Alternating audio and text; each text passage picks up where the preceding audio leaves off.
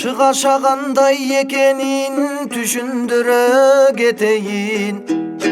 Өлkө кызматкерлерим бирден сана өтөйүн. Мадани иш майрамга, муктаждарга жардамга, айлананы кооздоп түгүл жолду салганга. Чындап айтсак мамлекет чыгаша болот андайда, болбоюнча чыгаша киреше болбос жагдайда. Мугалим бар өлкөмдө билимди берет жаңылап, дарыгер бар өлкөмдө ден соолукту дарылап.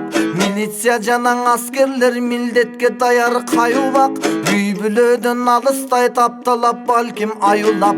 Маданияты болбосо мамлекет жаңылат, өлкөмө кылып кызматын өмүрүн арнайт арубак.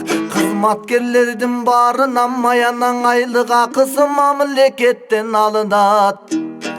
Дал ушул жана башкалар чыгаша деп табылат.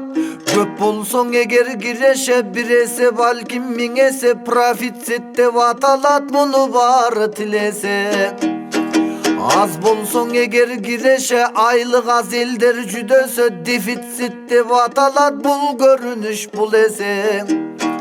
Профицит менен дефицит эл менен бирге карасак, биз эмне болдук экен деп бир ойлонуп карасак. Дефицит болсо мамлекет эл ичинде жаракат, өсүш үчүн айлыктар, өсүш үчүн байлыктар. Ой чиркин профицит болсо жарашат.